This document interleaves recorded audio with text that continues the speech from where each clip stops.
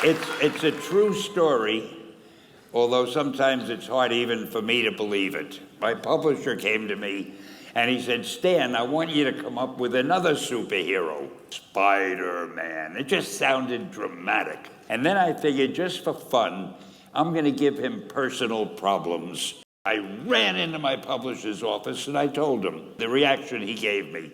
Stan, that is the worst idea I have ever heard.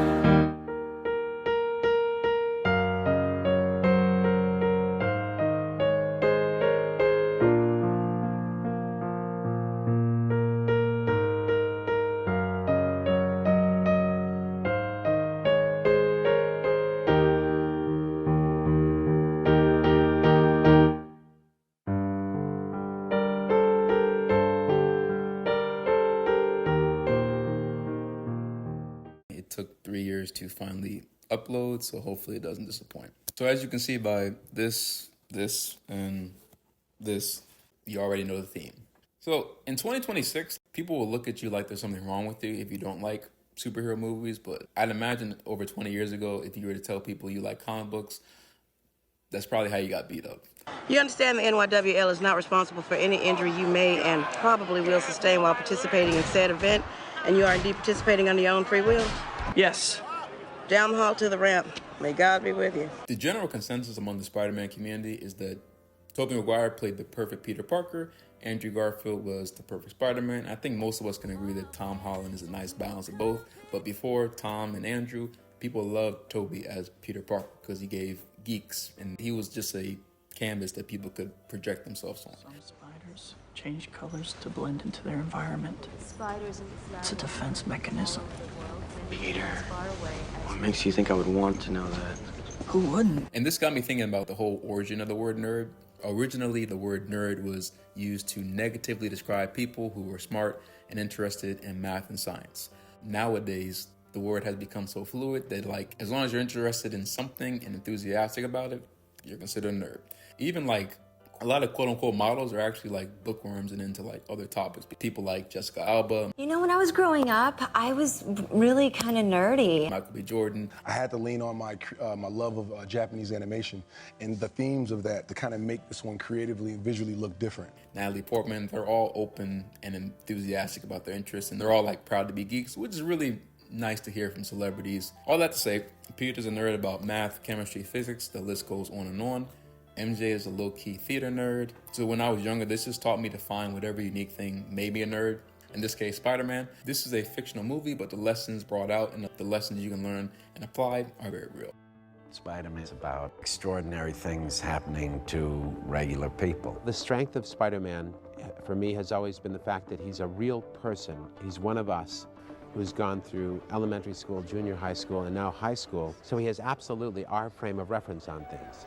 He can't get the girl, he's broke, and suddenly he's this superhero. And speaking of application, love letter to like individuals further along in life, like Uncle Ben and Aunt May. So I'd imagine one of the benefits Peter got when he was growing up with Uncle Ben and Aunt May was probably a drama-free life. I look at old people a lot. There was a survey that they did where the number one reason that old people like don't have as much drama and they're happier is they say they cited they literally don't have time for it. Of course, there's always, there's a few exceptions, but most of the senior citizens I've been around are just chilling low-key, and like that's like a whole vibe that I want to imitate.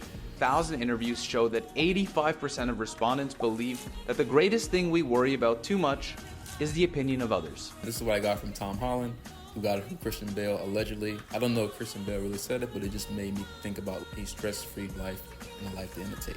The quote is, if you have a problem with me, text me, and if you don't have my number, you don't know me well enough to have a problem with me. That is so good. And I think that is such a great piece of advice. Yeah, so it's something I've been working on. Try my best to not let that stuff affect me. It does. Yeah, of course. I just try to move on and focus on the positives. Yeah, absolutely, absolutely. So, it's funny now, maybe that's why some people just don't like me. Some people don't like Spider-Man. Who is Spider-Man? He's a criminal, that's who he is.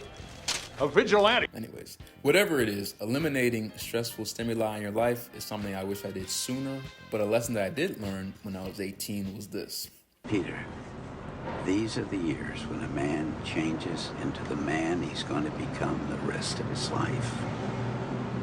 Just be careful who you change into. So what age does the brain reach full maturity? While commonly cited as age 25, new research suggests that the human brain fully matures and reaches peak structural development in the early 30s. The adolescence phase that lasts until about 32, which is longer than researchers previously thought. On average, it says around age 32, but why are we talking about brain development and neuroplasticity? So the prefrontal cortex, the part of your brain that's behind your forehead, is one of the last parts to mature. That's when communication networks are refined, leading to better cognitive performance. And it's responsible for skills like planning, prioritization, and making good decisions. Your decision-making skills at 28 hopefully are far different from your decision-making skills when you're 18. And it's very much a coming-of-age story about growing to be able to accept responsibility. That is, assuming you take the advice that Uncle Ben tells Peter. Pete, look, you're changing. I know. I went through exactly the same thing at your age. No, not exactly. So when you are a teen, you're kind of like a stem cell. You have the potential just to be anything and pursue any type of career or path. That can be good, but that can also inspire some teens to put a bit too much pressure on themselves and try to explore everything and go down the bad road and pick up some unhealthy behaviors along the way. This has led to an encyclopedia of YouTube videos just telling my generation not to waste their 20s. Once you're past your late 20s, it is harder to learn healthy habits and harder to unlearn harmful habits. So I go on that tangent to say that if you are in your late teens and your early mid-20s, just as Uncle Ben said, you have the potential to be anything, but just be careful who you become. Speaking of which, that led to the famous or infamous quote, depending on how you want to look at it. With great power comes great responsibility. Fun fact, yeah, Uncle Ben and Aunt May didn't say that in the comics. You know how much I sacrificed?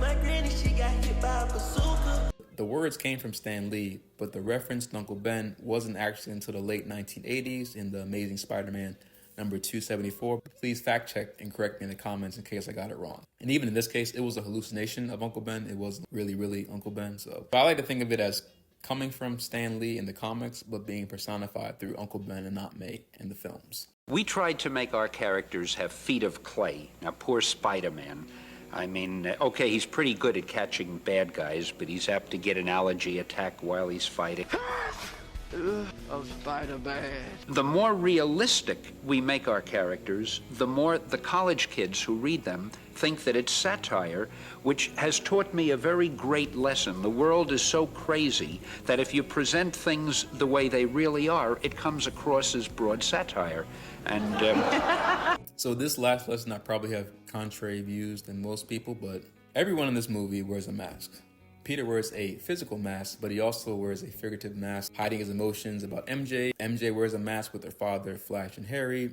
She has a bad childhood, bad past, and abusive parents. And in the beginning of the film, she always tries to date the football player, or be popular, or just cover up her home life and try to be somebody who she's not. Even the Green Goblin wears a mask depending on who's in control, Norman or the Green Goblin. So I don't know if I would say masks are 100% bad and harmful and toxic. I think there are certain circumstances in which you need a poker face, whether it's in school or work, and that can be a benefit to you and to your sanity. And I think about how I was growing up. Oftentimes my brother and I, we were shielded from like the stress going on of my parents just living everyday life. And that helped take a lot of stress off of us as kids, because as research shows, kids that are stressed out, they grow up to be adults, aren't necessarily the healthiest, and they still struggle with that. So I do feel that a mask can have its benefits. It does serve a purpose, even if it's not the best purpose. And speaking of purpose, that takes us to the OG purpose of being Spider-Man or being a hero. So if there was any question that I get asked the most, it's why does a 24-year-old man love a comic book character who crawls on walls and whips webs? So I've been asked this question a lot. My own wife asked me this question when we were dating. But my answer surprised her, and even sold her on having half our wedding cake be Spider-Man themed at our wedding reception. So my answer was, and still is, it's less about the superpowers per se, and more about the principle of wearing a mask. While generally considered something to be cautioned against, this movie shows the benefits of wearing a mask when appropriate. It makes the case that a mask could be similar to a hat. You wear figurative hats on different occasions, and your emotions being like a Swiss Army knife depending on the situation. In this movie, a mask can protect the ones you love, it can protect you, it can mean privacy, and like as anybody can tell you, especially as a young adult growing up, to have privacy is to have peace. To have privacy is to have peace. To have privacy is to have peace. More importantly, this movie foreshadowed what Batman Begin taught us in 2005. A mask can be just like a symbol or an ideal that's really just a principle that's timeless. There's a symbol that can be incorruptible, that can be everlasting. What symbol? Something. You can apply great power, great responsibility in any situation, and I really appreciate that. This is something I absolutely love. It's a timeless symbol of responsibility, struggle, and simply doing what's right despite the world beating you up. That's something anybody can relate to, any human, especially a young person can relate to. So that's why I love this film. These are some of the lessons I learned from it.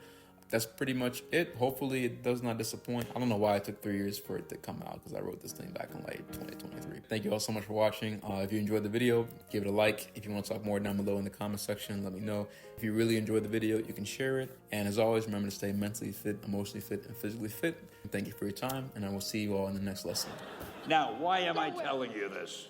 If you have an idea that you genuinely think is good, don't let some idiot talk you out of it.